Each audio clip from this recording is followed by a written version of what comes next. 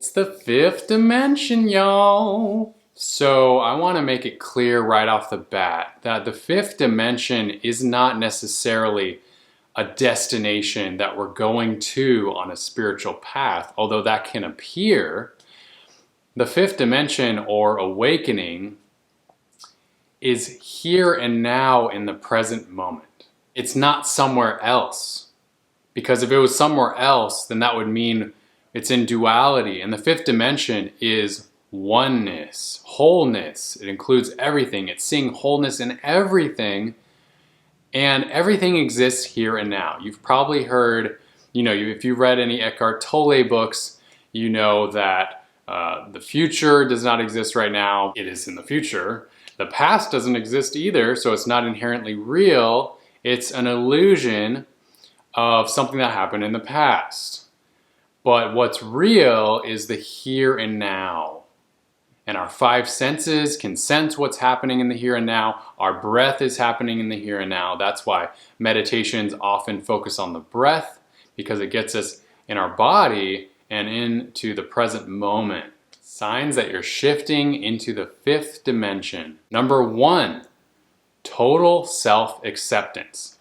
Now, oftentimes it's easy to, well, not always easy, but it may be easier to accept other people, but in terms of accepting ourselves, that can be really difficult, especially if we have, a history of negative thinking or, traumas from the past, or feelings of not feeling good enough, or I'm not worthy enough, or I don't deserve love.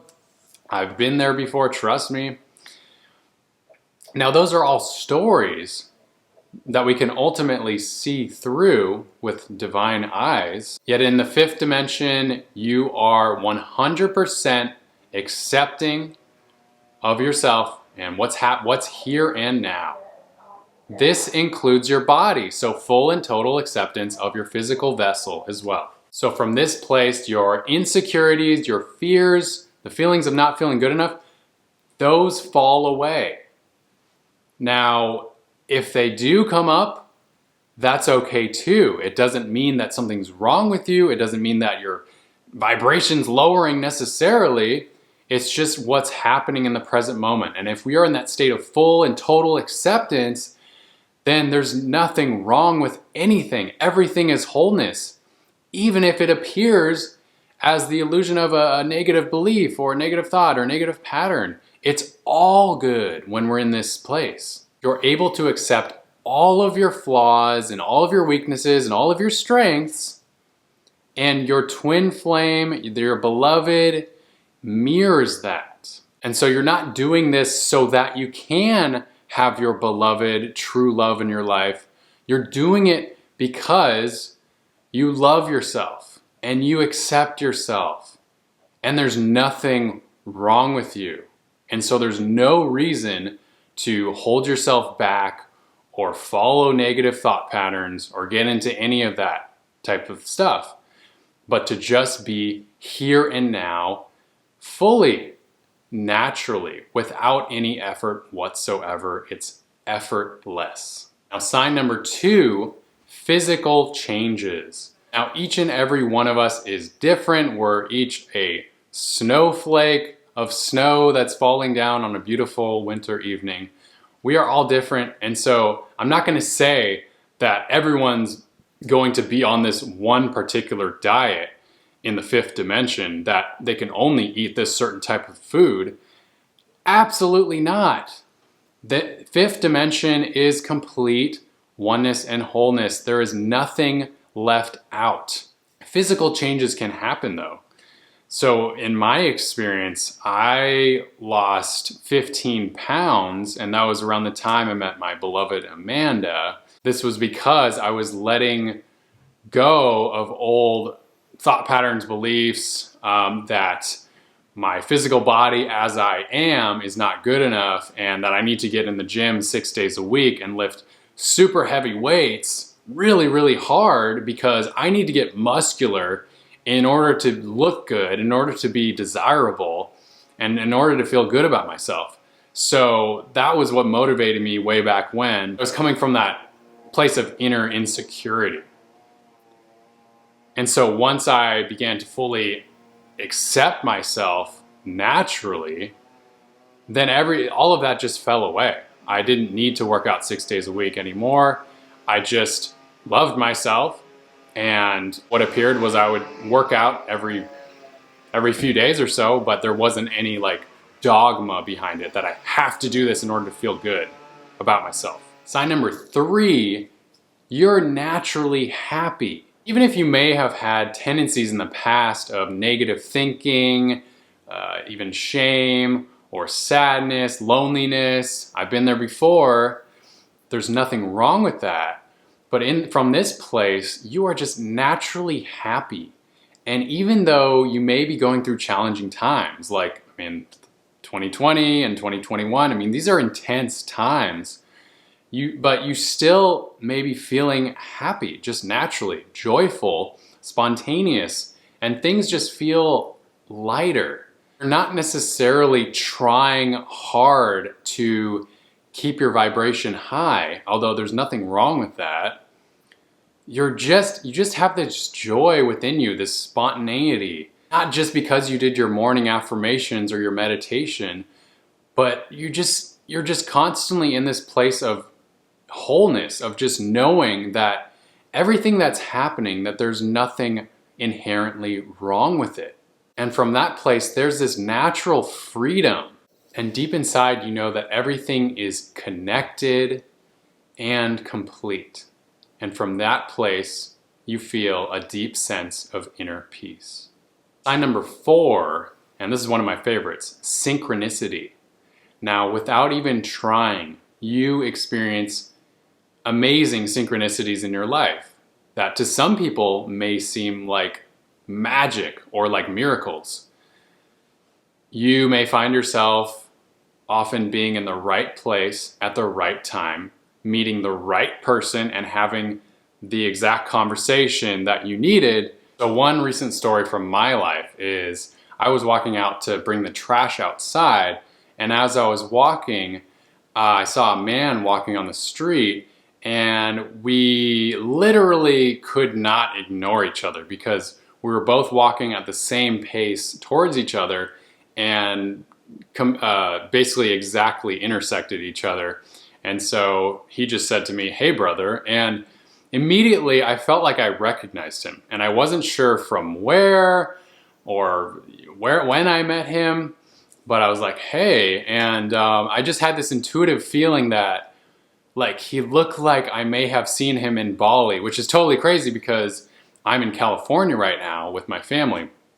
And so I brought that up in conversation, just following my intuition, even though like to the mind, to the ego, it sounded crazy. But I was like, "Hey, like, do you ever go to Bali? Like, I feel like I may have met you in Bali." And he was like, "Actually, yeah, I was there last year." And I was like, "No way. I was there as well. And I think I might have met you at this men's group." And he was like, "Really?" And but anyways, we got to talking, and later on we realized that it wasn't the men's group, but it was at this at this gym where people were watching a Warriors basketball game, and later we realized that I saw him there with his parents. So it's totally crazy.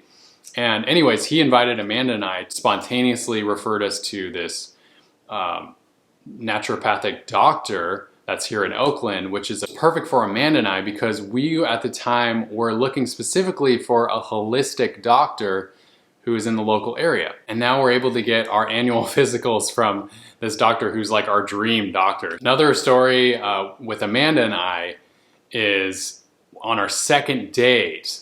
I was basically already in Burning Man. If you've heard of that, let me know in the comments below if you've ever been to Burning Man. It was in 2014, and I was already going. I already had my ticket, and Amanda said she wanted to go, but that she could not because she was launching her Blissness program at the time. And if you've been following her for 7 years, let me know if you were there during that launch in 2014 when she launched Aphrodite University. But while I was at Burning Man, she still had a few more days to come if she really wanted to, and to my surprise, she actually did reach out to a few friends to see if there are any Burning Man tickets available, which, if you know about Burning Man, it's really hard to find a ticket last minute. But synchronistically, she had one friend tell her that she had a friend who had a ticket. And then really synchronistically, she then had another friend, and these two friends didn't even know each other, who recommended the same exact ticket to Burning Man that was just miraculously available at the perfect time. So she wound up coming to Burning Man, and we had this amazing 4 days at Burning Man together, basically for our second date. And it basically allowed us to spend more time with one another, to connect, so that we could continue our relationship. And that was really what led to our twin flame union, to us getting married. Sign number 5, you live with total abundance and love. So you trust in God, you trust the universe, you trust the creator, whatever you want to call it. You just know that you are supported no matter what. You know this world is abundant. You know this universe is abundant naturally. Even if you've had times where your needs were not met, you're going through really challenging times. I've been there before. You still know that somehow everything is okay and everything will turn out okay. You and your beloved twin flame are not afraid. Even if fear comes up, that's okay, but you're not letting it get you down. When the world is doubting you, you still keep moving forward with confidence, with inner knowingness, and your twin flame, your beloved, mirrors this back to you. They mirror back the total love and acceptance that you are. They mirror back the trust that everything will be okay. Look, Amanda and I have been in times where we were running out of money, we were broke, couldn't pay the bills, and there were times when we felt like there was no hope. And still, we stayed present and we didn't give up, and things just turned out okay. The universe would just provide us with what we needed at the exact time that we needed it. We've had ups and downs in our relationship. We've had ups and downs in our business. And even still, we've been supported throughout. Now, in terms of questions that we often hear about the fifth dimension or raising your vibration is, how can I ascend? Now, ascension assumes that we are going from here, from point A to point B, that's somewhere up the ladder, let's say. But that then assumes duality, that assumes a separation. Now in the fifth dimension, there is no separation. It's oneness, it's wholeness. And so the only place that the fifth dimension can be is here and now, because here and now is wholeness, and that is all there is. So it's really hard for the mind to wrap itself around this idea.